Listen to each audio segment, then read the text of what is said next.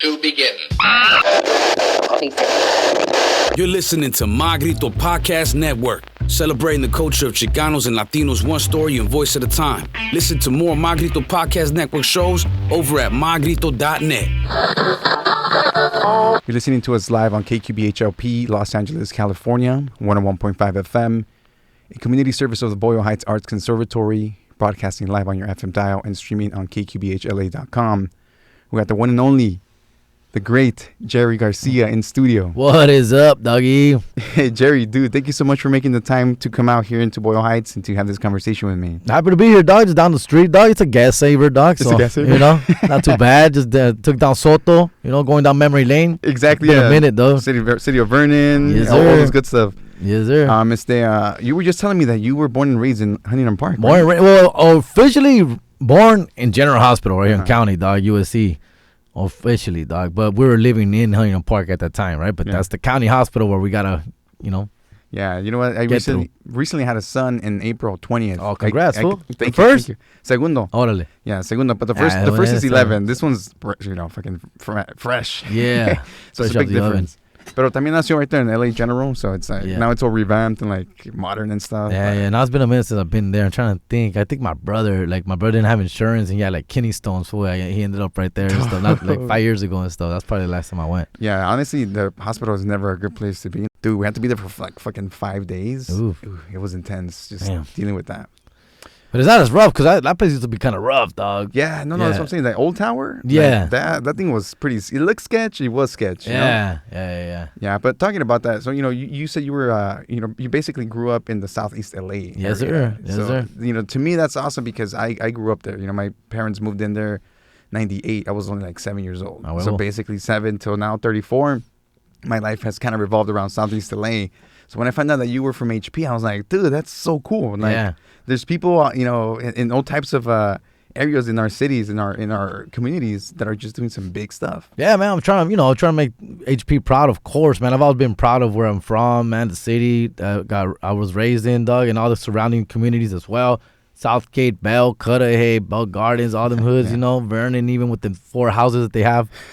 But, dog, that's still it. But, yeah, obviously, with today's generation, compa, with all these, like, social media, everybody's rapping nowadays, everybody's doing comedy, everybody's doing social media stuff, reels.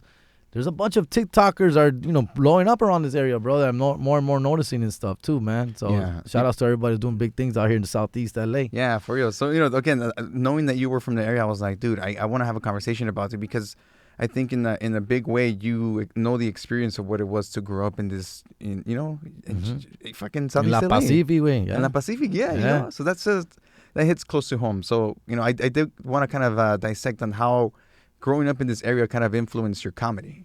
Well, it did, man. That's what, when I first started doing comedy, that's what I would talk about, right? Yeah. Like one of my favorite jokes that I still do is that I haven't done it in a long time, but Huntington Park is like the only place where you see a car accident and both cars will take off, right? They just, la chinga le caro, ni tú ni yo, aquí nadie gana, güey. Don't ask, don't tell, right? Get your fender, we'll fix it together later. That was also one of my first jokes that I wrote, and I love that joke, man. I used to do also a dumb joke. This one didn't hit as well, but I used to always do like, man, this Huntington Park, man, so crowded, man. There's a lot of people.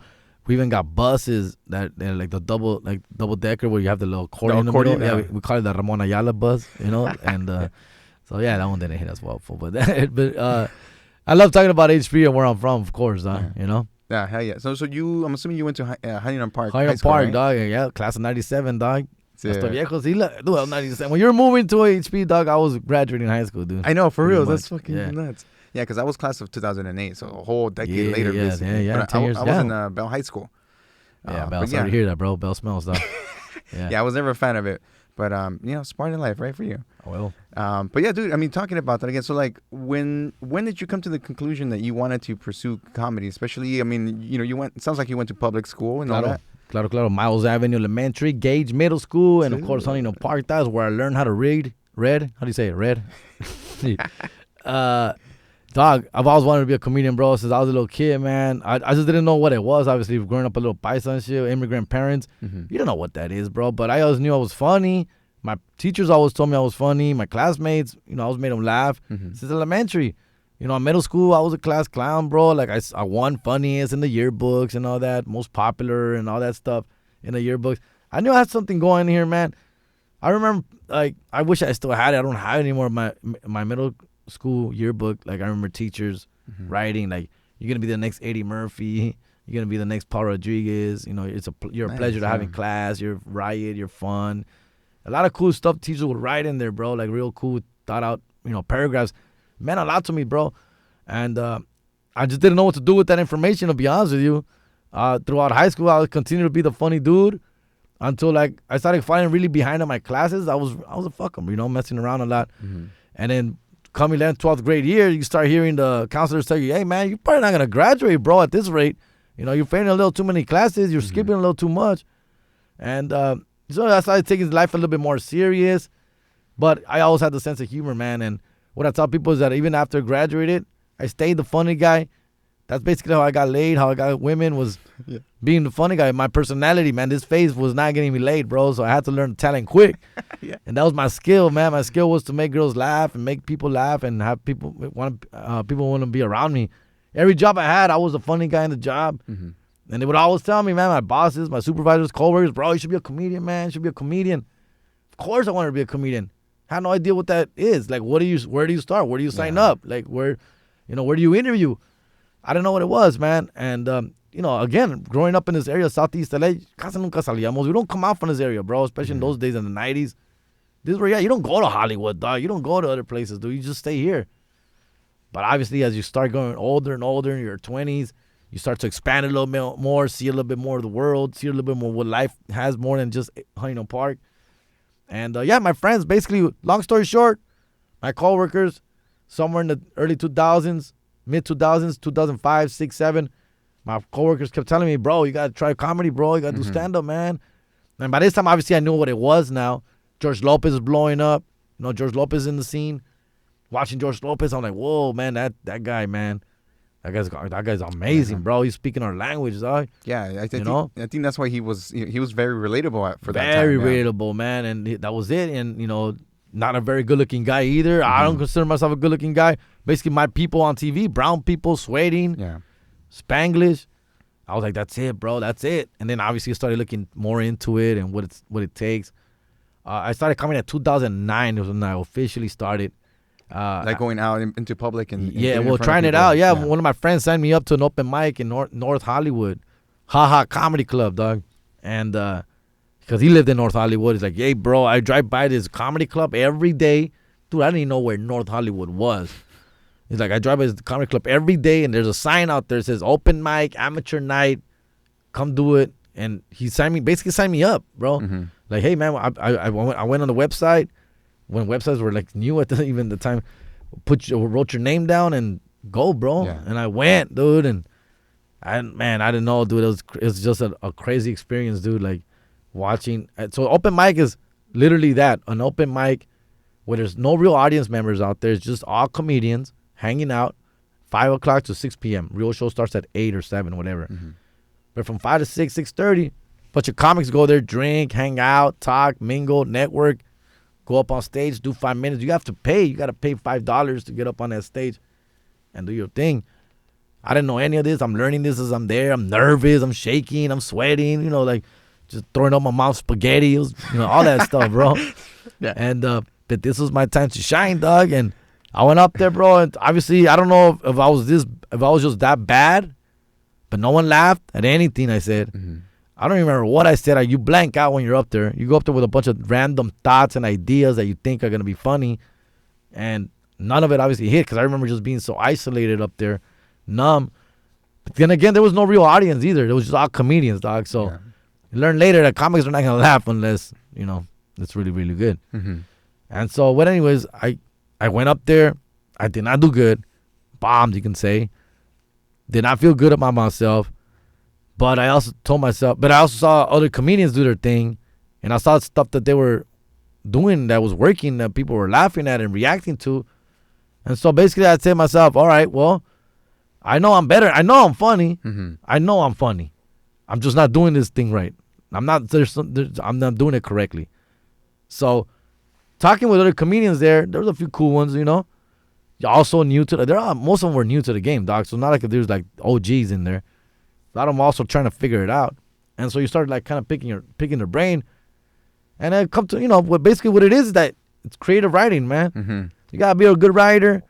You got to be able to write your thoughts down, have a plan, have a punchline, have a setup, all that stuff. Things that I never had any idea, right? Yeah. Like, what? What are you talking about, fool? Like, yeah, you got to write it down, bro. Like, write it down. I wrote stuff down, but just literally like premises, dog. Like, I went to the market and I got overcharged. Man, what an asshole, right? Right? Yeah. Right? Like, just dumb ideas, yeah. And for some reason, I thought that was going to be funny for two people, right? But no, bro, there's that actual setup, and bro, you write it down, correct, this and that. And bam.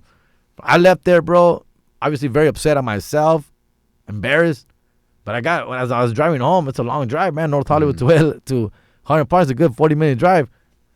The whole time I was like, bro, I got to do this again. Like, I got to try it again, man. I'm not going out like this. And I just kept going back. I kept going back to the same place over and over and figuring it out. And eventually I was getting laughs. Eventually I got a few giggles. And then that's it, bro. That's it. It's in you. The drug is in you. And you just take off from there, man. The crack takes over, dog. And you're just on, bro. It's a hell of a drug, bro. And that's it. Basically from 2009. And met a bunch of people. Got very lucky. Met a bunch of cool dudes. And cool comedians that were helping me out and showing me the ropes. And here I am today, dog. 15 years later, dog. And hey, man. Yeah, things happen pretty quickly, dude. Like within 3, 4, 5 years, I was on the road. That means that you're out going out with actual comics to perform in actual places and venues. And that was cool. And it just took off from there, man. Took off from there. Dude, that's awesome. I mean, you said two very important things that kind of like, got me my mind thinking was, first of all, like you didn't know, you had this skill, like that you had this thing, right? Like this comedic, timing, everything. Timing, right? Yeah. But you didn't know how to start becoming a comedian. Like, especially, again, growing up in neighborhoods like this, it's not something you really see. You don't see people are brown people for the most part, George Lopez and Paul Rodriguez. Paul Rodriguez, of course. It's like it's like this rare thing that you see that you don't see yourself ever being because you don't know anybody around you that's been in this. Yeah. So now you took it upon yourself to just say, fuck it. I'm just gonna make it my thing. I'm gonna keep researching it and really just educate yourself in the creative writing process and all this stuff that was eventually going to make you just, fine-tune your skills even further. Yeah, it's really self-taught in that way, bro. You got to soak it all in, listen, observe, watch other comics, how they do their thing, how they deliver, their stage presence, the delivery, all that, bro. And I had a lot of those natural instincts already, man. I think that's what helped me get further pretty quick, man, is I had a lot of that instincts already, man. Like how to deliver a joke. I was making people laugh for years since I was a kid, dog. So I get it, And so once I learned the craft, man, I fell even more in love with it, bro. Like, oh, dude, this is an actual cool, like it's an actual skill to learn, and I'm catching on really quick. It's like being a DJ or anything. Oh, bro, I know music, and so forth and so on.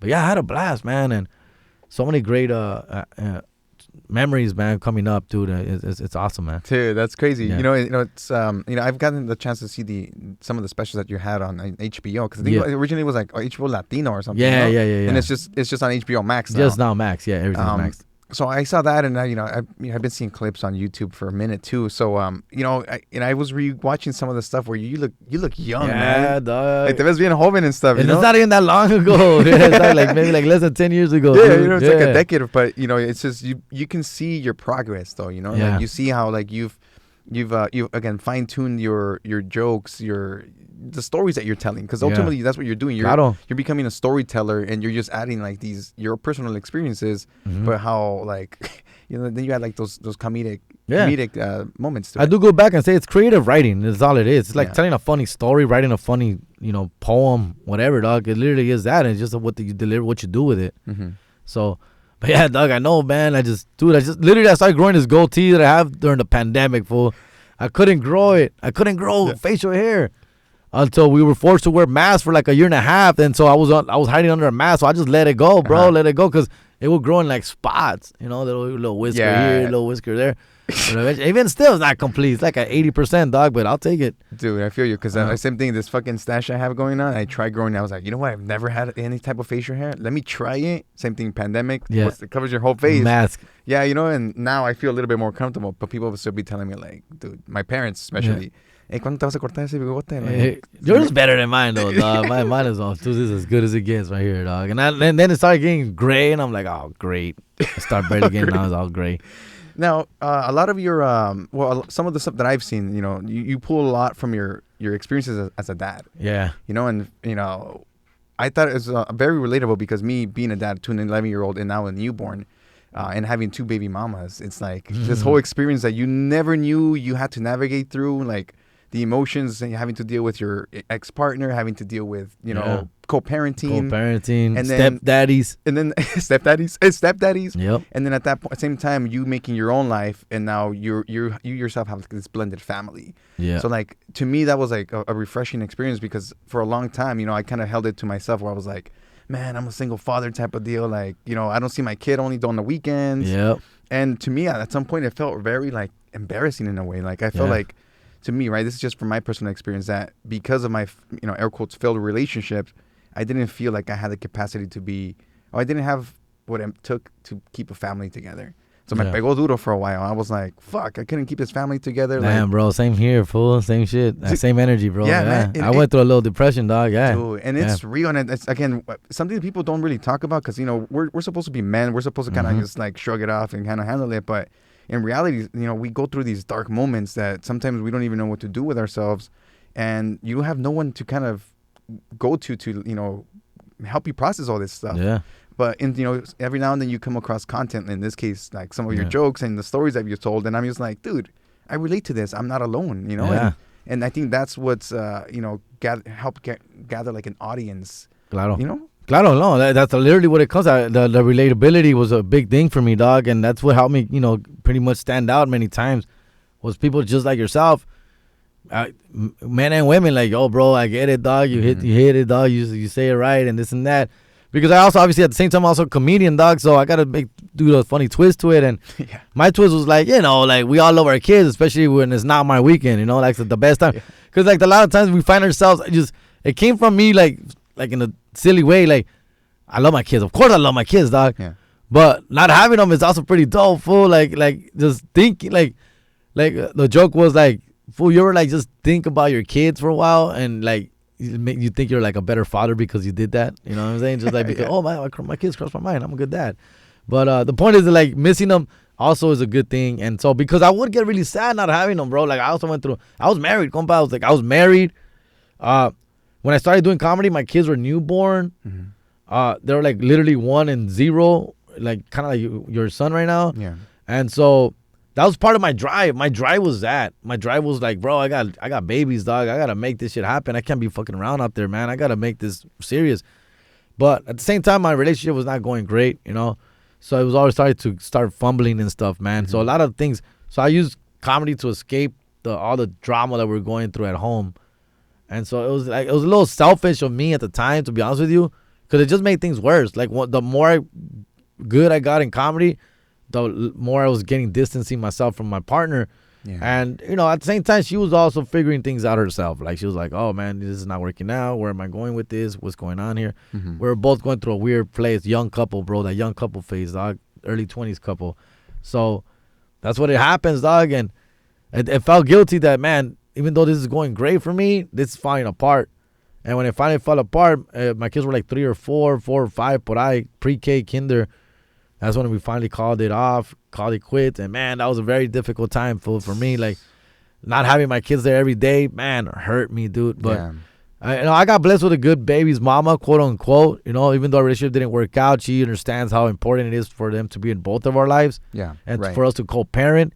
So I took that, man. I took that as a positive and ran with it. And then I even told her, yo, I'm going to start talking about the kids and baby mama drama. Even though she don't really give me drama. We will fight like any other normal people. But just take that to 1,000 and see where it goes.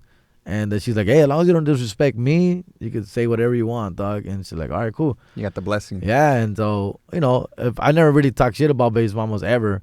And so it worked out, bro. That was like our only little agreement and stuff. Yeah. But anyways, it helped me get closer to my kids too and include them in what I'm doing. You know what I'm saying? Like, I'm doing this comedy thing, but you're also a part of it. Like, you're part of this, dog. Like, I'm talking about you guys and sharing this with you guys, and it's a trip. Yeah. Now my kids are teenagers, they're grown ass fucking kids, dog. They're 16 and 17, and so they get it, dog. But they get it. They're like, oh, they get the whole processes of it, And I got another baby he's 8 years old, and I'm still with the mom, but even that's been rocky, like off and on. So for a while there, I did have two babies mamas, and that's when I started writing about the two babies mamas también. Yeah. But what comes around goes around. So we're back together right now, dog, and all that shit. So it kind of works out. Yeah. No, dude. I mean, again, relatable experiences.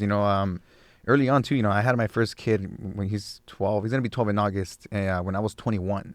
Yeah. So I'm fucking 21. I don't know what the hell I'm doing. I'm just partying, trying to go to school and work. Yep. And then you get put in these positions where now you have to nurture a relationship. Like, if I'm being straight honest, that first relationship was just like hey, let's meet up, and poof, you got pregnant. You know, so like there was no initial connection, in the beginning.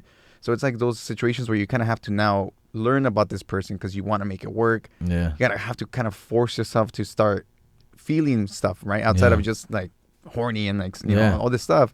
And you're like, dude, now I have to figure out how to fucking handle a family, a baby. Yeah. And like the same thing, I think at that point, there's like this existential moment where you're like, dude, I got to get my stuff together. There's a kid coming. I'm, 20 something years old. Like, I got to do something, you know? And I think that's the drive that I think anybody in the position of becoming a parent gets into, where you're like, I have to grow up. Yeah. It helped me. Unfortunately, that it did help me, bro. It just helped me get like more focused, dog. Because if I would have a happy wife, happy life at home, I probably would have stayed home more. Yeah. And my drive would not have been the same. Or it's hard. It sucks to think that way sometimes, bro. It's like crazy how life is and shit. But I do think about that. Like, if everything was great at home, there was really nothing for me to make fun of on stage or whatever. And it's a trip to think about it like that. Yeah, I see that. But it's but gladly it's worked out. It's worked out, and Babe's mama and I are cool. We're great co-parents, man, and she's very supportive. She's always, oh man, the kids saw your special when it came out. Oh man, they're so proud of you. All this stuff, man, so good, man. So yeah, dude, man. And that's awesome because your sons get to see this growth from you, and they get to be like, that's my dad. Yeah. I mean, I think at any point though in a kid's life, they look up to you like that. They're gonna see you like, that's my dad. Like no matter what you do, dog. Yeah. And when you get older, sure, you start seeing your parents in a different light. Like, I didn't really start air quote respecting the whole idea of what my parents did until I became a parent. También, yeah. You're like, oh shit, my parents did all this stuff for me, and like you start growing like this bond for them, And then earlier you mentioned something about the same thing, like you having gone through this process. It allowed you to kind of like miss your kids as well. Yeah. Not that you have to be away from them to miss them, but it gives you time to kind of think and process stuff like, what can I do better as a father now? Yeah. So when I did have them, I want to do everything. I want to be everything to them, and of course, I knew my time was limited now, dog. So it's like a good and a bad thing. I'm not telling people to fucking break up with your couples, dog. But it's a trip, dog. So yeah, yo también, güey. I was always angry. Like, why are we broke, man? Why are we poor with our parents, right? We're growing up. Why can't I get the new Jordans, man? What the heck's the problem, bro? Like, and not till you grow up, you realize, they're expensive. There's bills, there's rent, there's this, there's that, and you're like, you don't realize this when you're younger, dog. Yeah, so. And then a lot of times we try to overcompensate too. Like, I can give these to my kids, and you want to do it, but at the same time you don't want to. You have to find that balance, porque también les das todo. They end up becoming just fucking. That's where I'm at right now too, dog. They take advantage. Dog. I'm like, bro, that's a little too much Uber Eats there, homie. Like, slow it down, dog. Slow it down. For everything they want Uber Eats, every little thing. Now, your experience as a dad in general, like, what do you think? How has that evolved? Seeing like these different stages of your kids' lives now, like, newborn, toddlers, and now they're fucking gonna be adults. Yeah, no, bro. Like, that's what I'm talking about right now. I'm transitioning into the late teenagehood. Right now, I was still doing material about them being early teenagers, 13, 14, 15, but now they're going to 16, 17, 18. So I'm starting to talk about that a little bit more. But yeah, man, the process has been crazy, man. So like, when I first started doing comedy, I was talking about them being 5 and 6 and change, and forgetting to pick them up from school and daycare. You know, and then later on, like how about about them having a stepdad and how they spend all this time with the stepdad. I'm cool because the pressure's off of me. I'm like a cool uncle now. So there's all these little things. So you go through all this. And now they're teenagers. They're always mad. You know, they smell. You know, it's like, what the heck, bro? It's like living with bad, broke roommates, you know, you can't get rid of. So, you know, you're living with roommates who signed the lease and shit, you know, and you can't get rid of them and stuff. So, a little bit of everything. Yeah, so now we're like, they're just squatters, dog. And so now we're moving into a different stage of life, right? Yeah. So a little older and we're sharing clothes and stuff like that. That's and, hilarious. Like, hey, you wearing my shirt, dog. Yeah, but I mean, that's cool because it's going to keep your stuff fresh as well because, I mean, it's just a whole new experience. And I've been told, too, like, again, just my son's 12, so he's barely going to start reaching the teens year. And he's all nice still right now and stuff. But that's the best age. 8 to 12, dog, is the best age. I want to hit 13. Ya valió. You ain't shit. The you ain't shits come out, fool. Fuck. You know, one of the things that, to me, kind of feels heavy was, again, like, because I was, you know, we lived in separate homes, and I only got to see him on the weekends. There was this always thing in the back of my head that it just felt like I was missing so much of his regular life. You know, like day to day. You know, like basic ass shit too, like taking a nap or something. You know, and that for a long time, like even now, sometimes like it still kind of hurts me. You know, because you're like, damn, I got to miss this. And again, we go back to the whole thing where now when you do have him, you kind of want to make sure you do your best to make sure you're involved. Yeah. And even after they're gone, it doesn't even feel like it's enough sometimes. Yeah. You know? But yeah, you know, I had to go through these mental states as well, just trying to figure all this stuff out.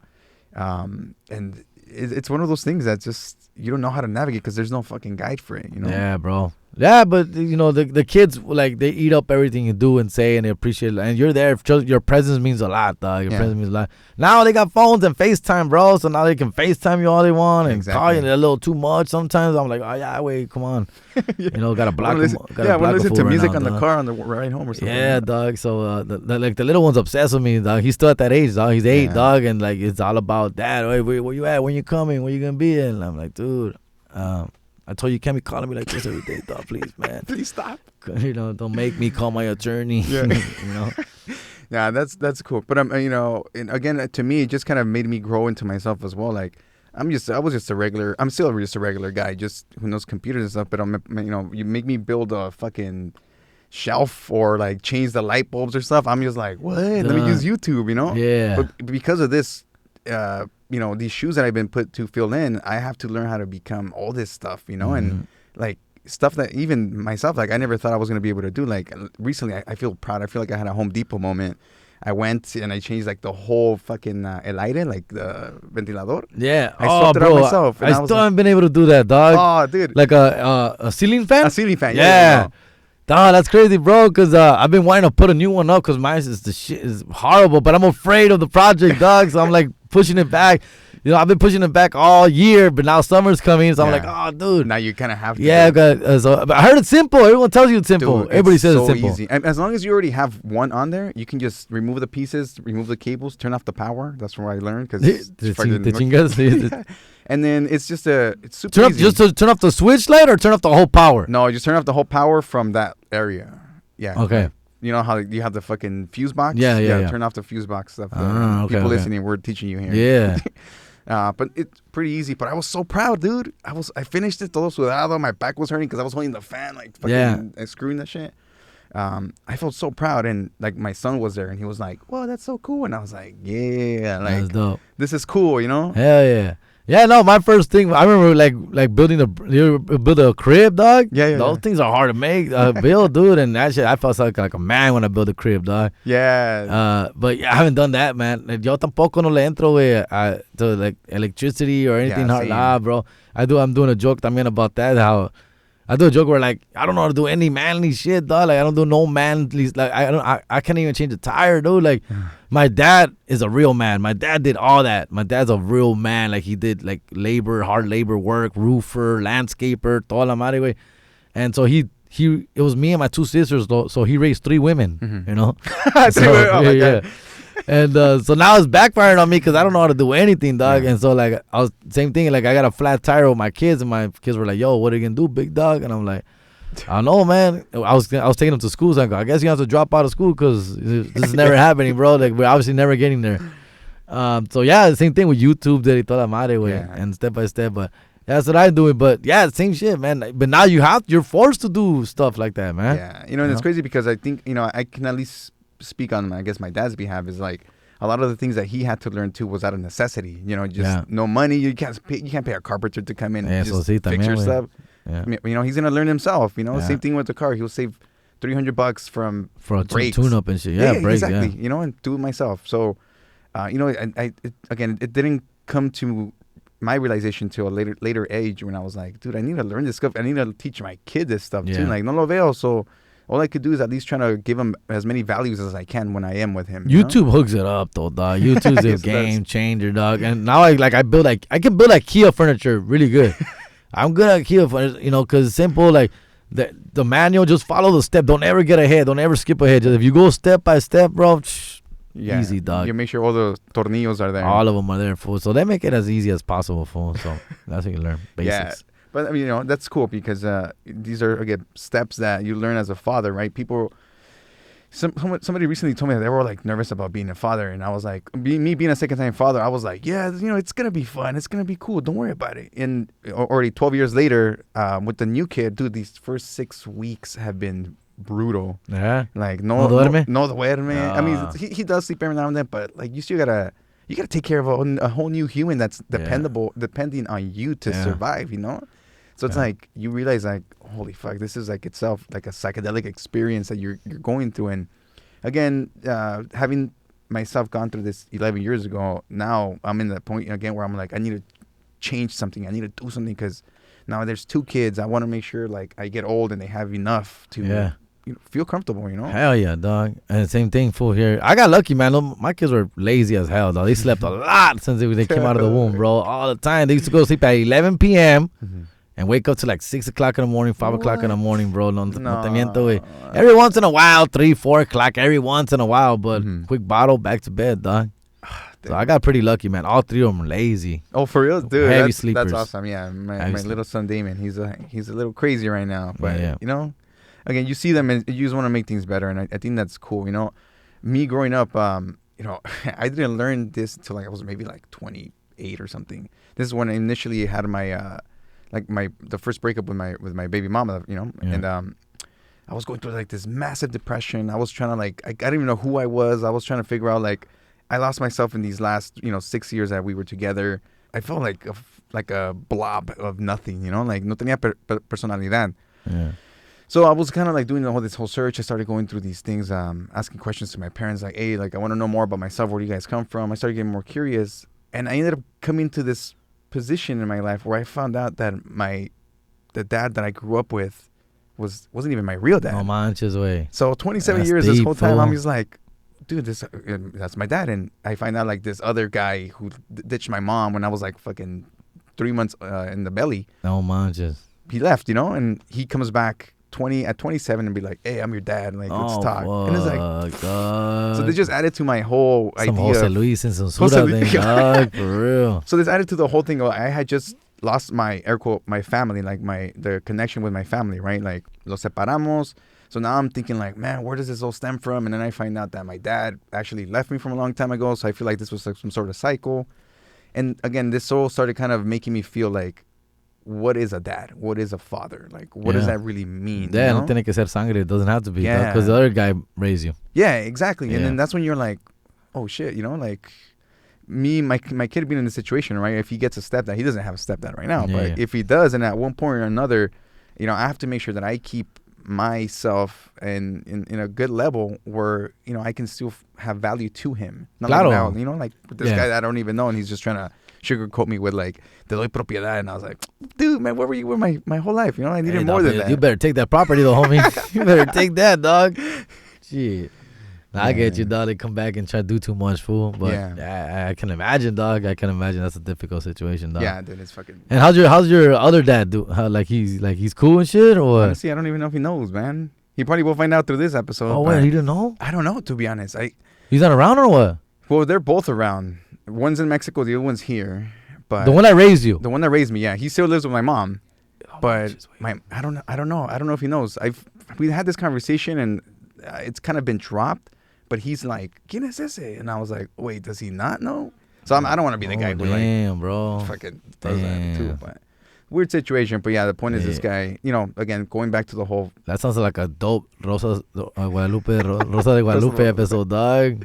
Yeah, man, my dad's older already, so you don't want to drop those kind of bombs on somebody. Yeah, that's true too, man. But that's true. That's why it's been always so important to me, just like this whole father thing. Like, just what is a father? What is a father?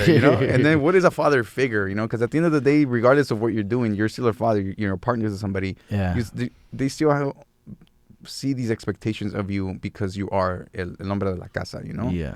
And it's like, damn, bro. Like, how do you navigate this stuff when you barely know yourself too? Sometimes, especially being young and stuff, dumb. Hell yeah. Yeah, man. It's dope, man. It's crazy, man. You're taking us to a fucking gnarly place here, dog. We're trying to help each other out here. We were like, we should hug or something right now, dog. Yeah, we'll hug afterwards, like really tight.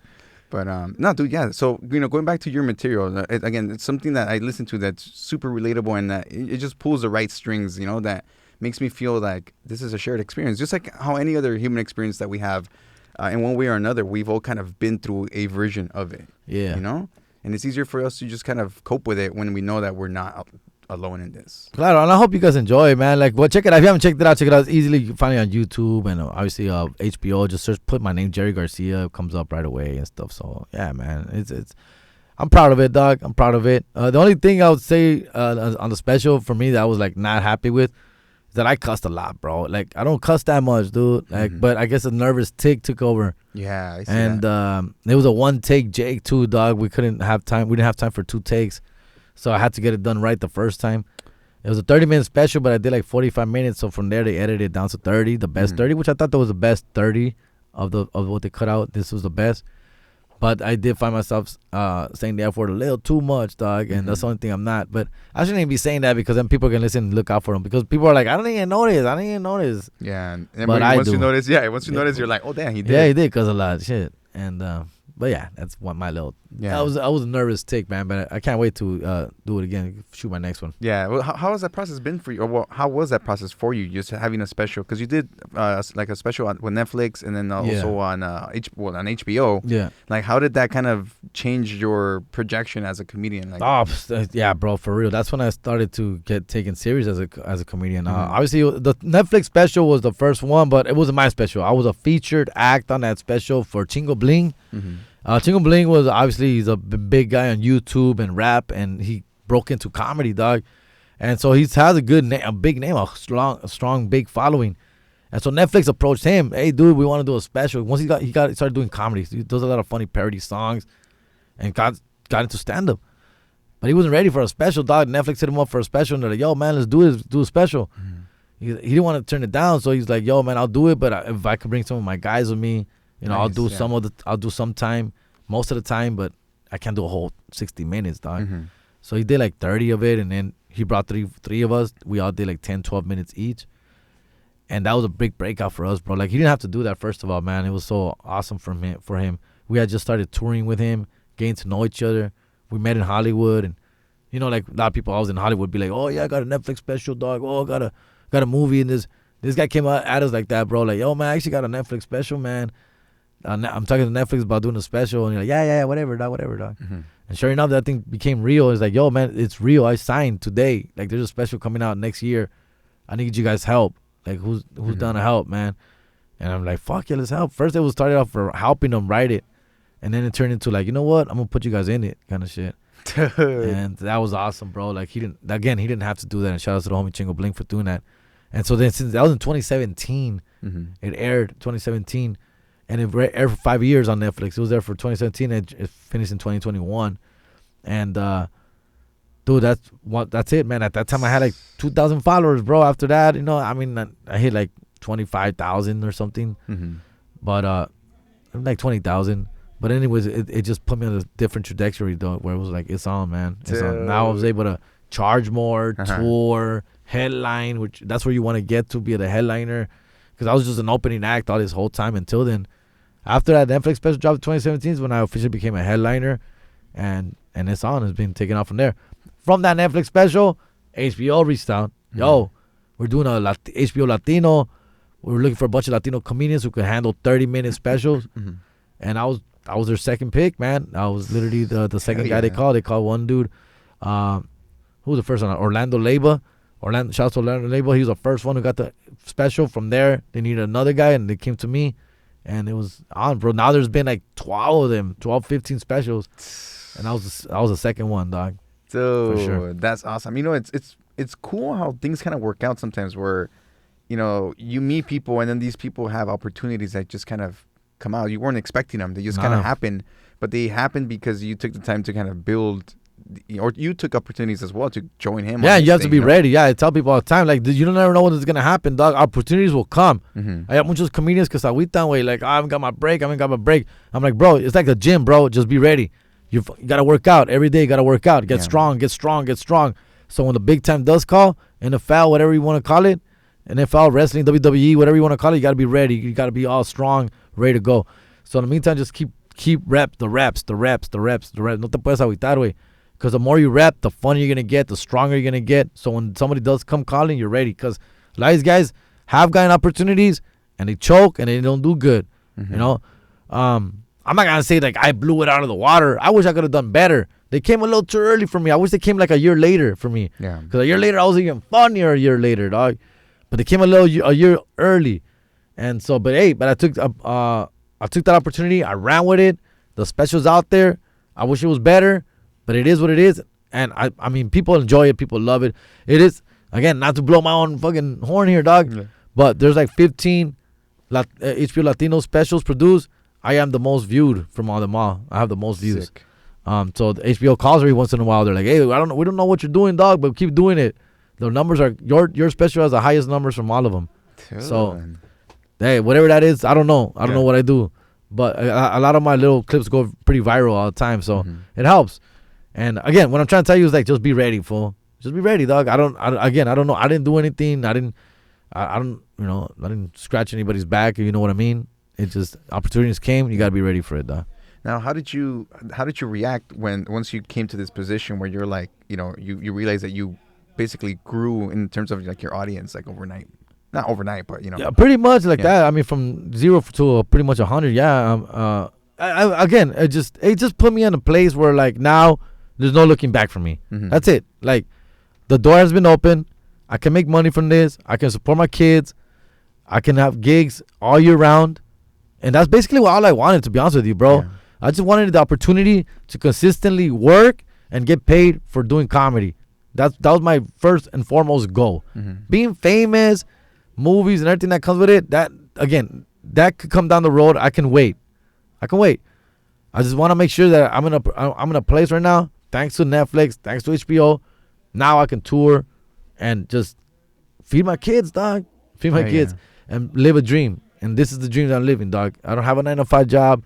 I don't report anywhere. I don't go through traffic. I'm blessed, and I'm so fortunate for that, to be able to do this, dog. And I appreciate every fucking gig that I get. Dude, that's beautiful. I mean, because, you know, I think that a lot of us want that, you know. We want to have that autonomy to just be able to do whatever we want, you know, and really feel passionate about it. Because anybody doing this much work in just a regular job, you're getting burnt out. You know, and there is people, though, who go through that burnout and they still push for their passions, you know. You know, I have a 9-to-5 job and I come and do these recordings afterwards, but it's that fuel that kind of keeps you going, you know, regardless. Like you mentioned earlier, you were kind of going, like, through this turmoil with your partner at the time, that it just kind of it was your outlet to kind of just keep pushing yourself, keep bettering yourself. And sometimes that's all we have, you know. Instead of staying home, fighting, arguing, you know, being toxic with each other, I use comedy for an outlet to go out, get out of the house, and just let it out there, fool. Let it out there and vent there and talk shit there, talk shit on the mic, talk shit on stage, make it funny. And I think she saw that. She respected that.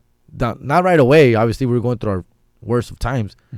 But after the breakup, especially, she saw a little clarity where, like, yeah, dog, we were totally different places of our lives, dog. And instead of, like, trying to hang on, quote unquote, and fight and on and off, I think it was bad. Now she sees it. Obviously, she didn't see it at the time when it first happened, but now she sees it, and she's happy. I'm happy, and we're good. Yeah, I mean, you know? That's what takes time is gonna, you know, show you what you need to see too, you know. And That's unfortunate. It's unfortunate, like you said. Like sometimes you gotta go through this ugly stuff. Like it sucks to say it, but if it weren't for that ugly stuff, you wouldn't be where you are now. Yeah. You know, and it's just part of how fucking life just treats us sometimes. Exactly, fool. Exactly. Now, do you have any? Are you working on any new specials or like? I'm working on my hour special right now, dude. We are in talks again with HBO and stuff, but it's still honestly, I'm taking my time with it, dog. I'm not trying to rush it, dude. I did set myself this year, 2024, to like basically mold it into an actual beautiful 1 hour special. It's still not there, at least not to my satisfaction. But we are in talks with HBO as far as what's up. We're ready when you are kind of stuff. So right now I'm kind of holding that in the chamber right now, bro, and continue to work and get stronger. Yeah, because I remember when I did that 30-minute special, and I shot that in 2019, and it aired in 2020 during the pandemic, and which also affected me because I wasn't able to tour with it because of the pandemic. But I remember that during that time, I was like, man, I shot it, and I was like, bro, like I could have said this so much better. I could have done this joke better. I could have done that joke better. Oh, then I came up with other jokes later after. I'm like, dude, I wish I could have waited a little longer. I'm telling you, I wish I could have waited like one more year, and then I would have been so much funnier, dog. That's just me being hard on myself, and that's how I feel about it right now, dog. Like I got all this new material, and I'm like, oh, I got this new material, and I feel I could do better material. I could write better material, and that's where you get stuck, you know. Like, but to answer your question, yeah, of course we're working on new special and stuff, and right now just touring right now and getting better and better. You know, it's funny that you say that because that's something that just something that. People in general, but creatives and have it more like the whole thing where like you feel like your work could have been better. Like it's already good, but now you're like overthinking it. Other people already accept it and they embrace it, but you as a creative, you're kind of like, oh, I could have done this different, and it kind of eats at you, you know? Yep. It does, man. It messes with you, dog. But eventually, you figure it out, dog, with the right people around you and stuff like that. And when it's right. Now, just for my understanding, because I'm not too aware of how like this whole special stuff works, but you said you're doing this in front of a live audience, so they're filming the whole thing and then they just clip it. And well, for the 30-minute special, like I said, I did 45 minutes. Usually for like when you do an hour special, you do the same hour twice. So you perform it twice. With different audience? Different audience. Okay. Different audience. Sometimes the same night, sometimes the next night. So depends. Again, it depends on the budget for it, obviously. Yeah. So like for the first one, my 30-minute special, they shot 2 specials that day, mine and somebody else's, Eric Rivera's, I believe it was. And so we shared our time slot. So he did it, and then I did it. So we shared the same audience, basically. And so we didn't have a second audience. There was no second audience. So it was just, you guys got to do it. Both of you, 45 minutes, hour and a half. Let's go. Which is it was a lot to ask from us. At the time, you're so excited about shooting your special where you don't really get to push back much. Now I would push back. Like I would be like, nah, hell no, bro. I got to do this at least twice.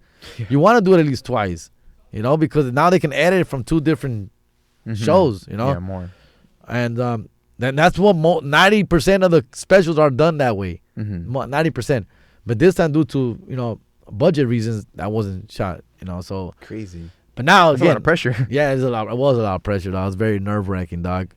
But we got it done. You got to trust yourself, trust the process. And we got it done, bro. We got it done.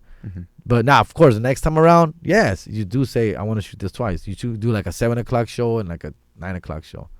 Do it twice. Two different audiences, of course. Dude, that's cool. Have you ever, I don't think HP has any like clubs or anything like. Nah, a lot of people ask me about that too. Like, Warner Theater we had was the last one. Warner Theater that turned into a gym now. I forgot what it's called. Blur or something. Blip. I don't know. I've been there. Something. Blink. That's Blink, what it's called. dog. Yeah, I don't do gyms, dog. But yeah, bro. That's a historical theater of ours and a movie theater. And man, when that thing was shut down for like 5, 6, 7 years until the gym came in and took over. But before that, it was a beautiful freaking theater, dog. That would have been dope to turn into an actual live performing theater. Would have been dope.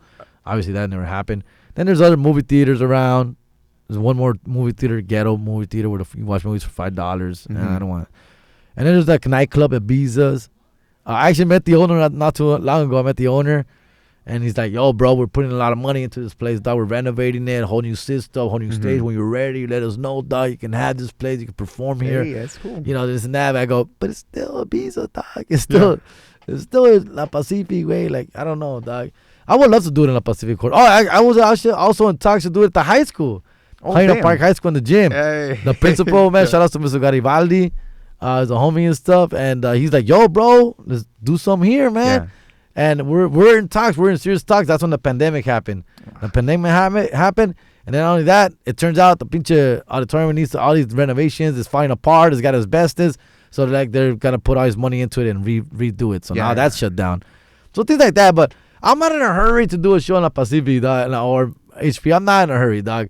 There's other better places where people could come to and have a good time and enjoy it and do better. There's Quiet Canyon. We did a show at the QCs. I'm on a Montebello or a new Top Golf. Oh, I know. Yeah, I know. That's a with place. the remodeled. Yeah. It's like a big bank. A lot of concerts happen there. Full Stevie B and Lisa and all these like fools performed there, dog. We did a show there. It was all right. Cool. It's a cool little event center, dog. There's places, bro. Like I would want the place to be good for comedy, for what it is, dog. And I want to make sure people have a good time. Not just because, we're going to do it in the hood, dog, in the hood. Right. That thing could backfire. You know what I mean? That thing could backfire. Yeah, it can real quick, too. Yeah. No, but I mean, regardless. This place is nice. Oh, yeah, the Paramount. Hell yeah. Yeah, the Paramount's. Paramount's dope. I perform here, though. It's nice. Oh, yeah, you were telling me. Yeah, so I mean, definitely spots around here. But I think it's cool just in general, like, again, going back to the whole thing. I went to Bell High School, so one of the things that we had in Bell High School in the lunch area was this mural for the I think it's the lead singer of... Voces del Rancho? No. Voces del Rancho went to... they're pretty big. They went to Bell High. Voces del Rancho? Oh, for reals? Yeah. They're after you. They're my age. That's why. Oh, they're like class of 98, 99. Okay. No, because this guy's a Slayer, the metal band. Oh, yeah, Slayer. That's right. Tom Araya or something. I heard they're from HP, dog. They're from HP? Yeah. So it's like, but they went to Bell. But they went to happened? Bell. Yeah, exactly. Yeah, he went to Bell, but he lived in HP. But, the whole thing, again, is like, as students, as kids, we see these other adults that we're like, dude, I want to do that. I want to be that. Yeah. And then you want to be on a mural? I want to be on a fuck it. Yeah, of course I'll be down to it. But like just knowing that there's people again in our areas, something that we're not used to seeing. There's Jerry Garcia. Yeah, man, I got to be the Grand Marshal at the HP parade, which was amazing. That's my special job, dog. Yeah. That year, 2019 December, I got to be the Grand Marshal. Then they invited me back this last year. I did it again, 22. But I wasn't the Grand Marshal. I was like a celebrity guest kind of shit. So that was dope. It's awesome, bro. It's awesome. I was a Grand Marshal for Whittier Parade too. Just randomly, dog. They hit me up like, "Yo, you want to come down?" I'm gonna be a Grand Marshal for Azusa this year too, dog. So yeah, coming out to Azusa. Hey man, that's cool, Jerry. I'm like, I know we don't know each other on that personal level, but I'm like legit excited for the things to come for you. I appreciate you, dog. You legit, again, just being an HP native, that already puts you. Gives you a check mark on my books. But arriba de eso, like, you really come from a place where you kind of took the time to understand yourself, right? Like figure out what you were going through, and that in itself kind of started coming out through your comedy. Yeah, I started at 29, and I think, it's a good and a bad thing, bro. Like, so I always tell people, man, if I started at 21, I would have been so much famouser by now, dog. Mm-hmm. But I started at 29, dog, and I made the best of it. And I like that I started at 29 because I was ready for something like this. Well, I was ready to take something like this serious. Yeah. Not just fuck around and drink and get drunk and party. And I know that comes with it already. But being at 29, you're able to better prepare yourself for something like that, Yeah. Because this, a lot of touring, takes a toll too, man. You're out there partying it up for a lot. Yeah. That's why you say, man, you look so much older now. That's what happens, dog, when you're on the road. Yeah. Damn, man. And then, before we start wrapping up, I know you also do, you host 2 podcasts. Tragos Amargos. Hell yeah. And then It's Not My Weekend podcast. Yes, sir. Right? So It's Not My Weekend podcast. Man, I've been doing it since the pandemic again. Yeah, it's a theme here, dog. During the pandemic, I started It's Not My Weekend podcast. Originally, it was going to be me and my kids stuck at home doing a podcast together. That lasted like 2 episodes. And then so my kids were like, I'm over it. And then, so now I just do it myself. And I've been doing it since the pandemic. I'm like an episode 200 right now, dog. Nice. Every week. It drops every week. And it's a cool vlog, kind of like this. You hear stories like this right now, dog. Mm-hmm. And it's just me randomly talking. I have no guests ever. I don't think I've had a guest at all. And it's just literally a vlog talking shit about my day, my week, the shows, where I'm going to be at, what happened, what went wrong. Like last time, I was in Salt Lake City last week. I lost my left AirPod, bro. And I've been so mad about that. I lost it in the damn plane. I'm following it on Find My AirPod. The motherfucking AirPod is going all over the country, dog. It's like going to Dallas, went to Florida, went to Corpus Christi. And I find somewhere the battery died and I lost track. And I was so mad, bro. So, like, I talk about shit like that. And I talk about my everyday life with the kids, all the struggles, and just fun stuff. Talk a little bit of sports. I love the Dodgers. I'm a big Dodger fan. Fantasy football. So a little bit of everything, dog. And it's on my weekend. I think people will enjoy it, dog. It's really cool. I get really good feedback. People send in their questions, like comments, bro, like all kinds of stuff, man. So I had a blast doing it. And it's just 45 minutes, dog. Just 45 minutes of me talking shit. And people are like, dude, that's dope, man. It's on my way to work. I listen to it, and it's awesome. So please check it out. It's on my weekend. That's weekly. Tragos Amargo was a funny-ass concept that the homie Sammy, one of my producers, one of my homies, came up with. It's like, bro, because sometimes it's on my weekend podcast, I'll be talking about music. I'll be talking about, I was hearing this fucking track. Yeah. I was hearing this song. Or breaking down some of the music. I'll be breaking down Vicente Fernandez songs, Ramon Ayala, Tigres del Norte, Bookies. And sometimes I'll be listening to it, and I'll be like, oh, dude, this fool's like being kind of a creep, dog. He was actually kind of low-key rapist, dog, and this and that. And so I'll be talking stuff, and my boy hit me up like, bro, what you were talking is funny, dog. We should do that podcast about Mexican music and break it down. So we break down different artists. So this is just a seasonal thing. Mm-hmm. So we did season 2, which is complete season 2, was like 7 or 8 episodes. We did season 1, which is 8 episodes. And it's just the goats of the goats, compa. Like Bronco, Ramon Ayala, Vicente Fernandez, Selena, Juan Gabriel. And we talk about it. Every episode we dedicate it to that artist. And we talk the good, the bad, and the ugly about them and why we like them. And people fucking love that shit too. Hell yeah. All right? Dude, fuck yeah. Well, for people, if they want to reach you, if people want to follow you on Instagram, social media, where can people Comedian find you? Jerry G is the best way, easiest way. Comedian G, I'm most active there. Obviously, I got a TikTok and a Twitter and all that shit as well. I go in there randomly. Facebook, when I want to check in on my aunts, I go in there every once in a while. But Instagram is where I'm at, most active all the time. Hell yeah. Jerry, dude, thank you so much for taking the time to have this conversation, so people can get to know where you're coming from. Real quick, I was looking up, like trying to do research, like let me find out where Jerry's from, and like it was sometimes a little hard to kind of get the information. I know there was a blurb that says from HP, but it's like sometimes you just want to know more of how you got to this position coming from such a place, Yeah, man, appreciate it, dog. It's out there. Hopefully, there's a Wikipedia thing out there already. You heard it here first, people. So we'll catch you guys next week, and make sure you give them a follow. Thanks, bro. Everybody else, have a good night. And once again, you're listening to KQBHLP, Los Angeles, California, 101.5 FM. And we'll see you guys next week.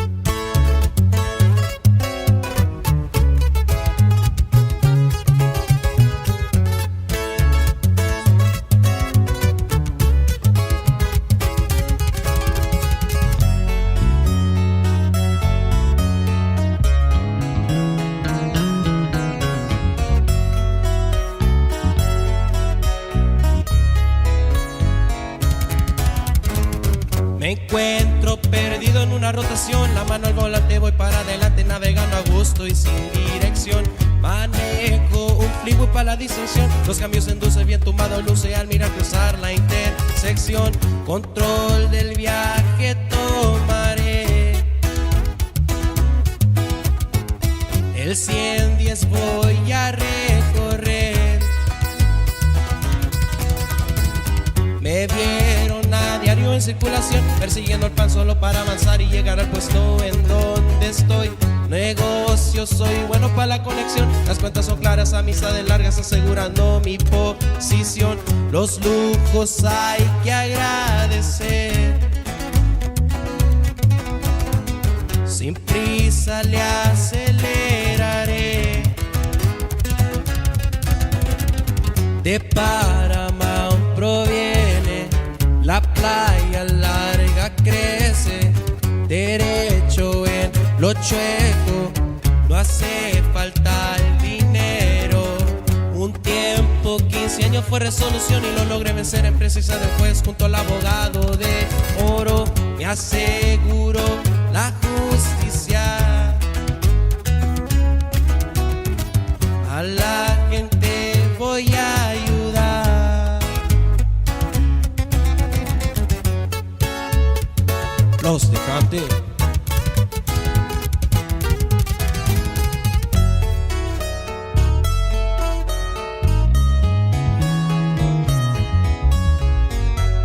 Puro man music.